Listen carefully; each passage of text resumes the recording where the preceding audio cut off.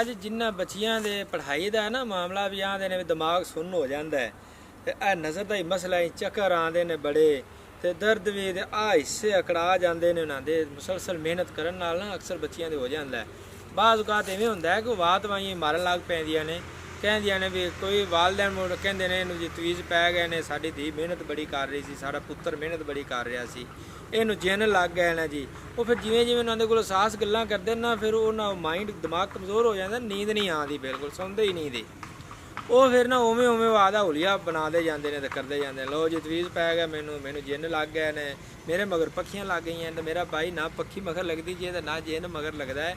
ਆਪਾਂ ਜਿੰਨ ਮਗਰ ਲੱਗੇ ਜਦੋਂ ਵੀ ਲੱਗੇ ਜਿੰਨ ਬੰਦੇ ਮਗਰ ਨਹੀਂ ਲੱਗਦਾ ਹੈ। ਆਪਾਂ ਗਲਤੀ ਨਾ ਕਰੀਏ ਤੇ ਜਿੰਨ ਵਿਚਾਰੇ ਕੀ ਸਾਨੂੰ ਘਰੀ ਬੈਠੇ ਨੂੰ ਆਖਣੇ। ਤੇ ਦੂਸਰੀ ਗੱਲ ਮੇਰਾ ਭਾਈ ਆ ਤਵੀਜ਼ਾਂ ਵਾਲਾ ਟਰਪਾਲਾ 2 ਨੰਬਰ ਪੀਰਾਂ ਤੋਂ ਭੱਜ ਜਾਓ ਅੱਲਾ ਦਾ ਵਾਸਤਾ ਜੇ ਤੁਹਾਨੂੰ ਆ ਕਈ ਤੁਸੀਂ ਦਿਆ ਨਾ ਦੀ ਤਾਂ ਦੁਕਾਨਦਾਰੀ ਖੋਲ ਦਿੱਤੀ ਏ ਏਡੀ ਕੰਮ ਮਕਲੀ ਏ।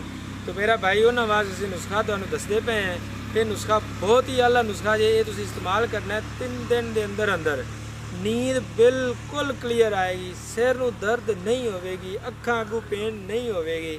ਆ ਜਿਹੜਾ ਬਾਤ ਵਾਈਆਂ ਗੱਲਾਂ ਮਾਰਦੇ ਨੇ ਐਂ ਆਦੇ ਐਵੇਂ ਕਦੇ ਅੰਗੜਾ ਲਈ ਕਦੇ ਲੇਟਣ ਲੱਗ ਪਿਆ ਕਦੇ ਕੀ ਕਦੇ ਰੋਣ ਲੱਗ ਪਿਆ ਹੱਸਣ ਲੱਗ ਪਿਆ।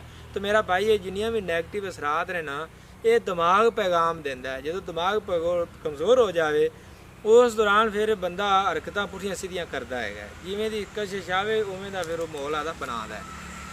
तो मेरा भाई लौंग 10 ग्राम जलवतरी 20 ग्राम दारचीनी 30 ग्राम ਇਹ 3 ਚੀਜ਼ਾਂ ਜੇ ਫਕਤ ਇਹਨਾਂ ਤਿੰਨਾਂ ਚੀਜ਼ਾਂ ਨੂੰ ਮੇਰਾ ਭਾਈ ਤੁਸੀਂ ਪਾਊਡਰ ਕਰ ਲੈਣਾ ਤੇ ਛੋਟਾ ਜਿਹੜਾ 250 ਮਿਲੀਗ੍ਰਾਮ ਵਾਲਾ ਕੈਪਸੂਲ ਹੈ ਨਾ ਜੀ ਤੁਸੀਂ ਇਹਨੂੰ ਭਰ ਲੈਣਾ ਰੋਟੀ ਖਾਣ ਤੋਂ ਅੱਧਾ ਘੰਟਾ ਬਾਅਦ ਆ 3 ਟਾਈਮ ਦਿਓ ਹਾਂ ਜੀ। ਤੇ ਅੱਲਾ ਦੇ ਹੁਕਮ ਨਾਲ ਇਹ ਦੁਬਾਰਾ ਵੀ ਵਿਚਾਰੀ ਨੂੰ ਪਰੇਸ਼ਾਨੀ ਬੱਚਿਆਂ ਨਹੀਂ ਆਵੇ ਕਿ ਵੱਡਿਆਂ ਦੇ ਵੀ ਮਾਮਲਾ ਇਹ ਬਣ ਚੁੱਕਾ ਵੀ ਐਵੇਂ ਬੋਲੀ ਰੱਖਦੇ ਇਹਨਾਂ ਨੂੰ ਪਤਾ ਹੀ ਨਹੀਂ ਗੱਲਾਂ ਕੀਤੀ ਜਾਂਦੀਆਂ ਯਾਦਦਾਸ਼ਤ ਕਮਜ਼ੋਰ ਚੇਤਾ ਭੁੱਲ ਜਾਂਦਾ ਹੈ। तो मेरा भाई तुसी उन्हां नूं पानी नाल देना है इंशाअल्लाह तुहाडे घर बैठे जे नहीं भी निकल जा सकते तो तुहाडे घर बैठे वो जिहड़े तवीज़ पै हुए ना वो भी निकल जाएंगे ना निकलन। तो आ मेरा नंबर जे 0315 79 27 358 असी मेरा भाई घरी आते भी घट जा सकते सन दम बड़े करने आते हैं 2 नंबर पीरां तो बचन वास्ते। अल्लाह हाफिज़।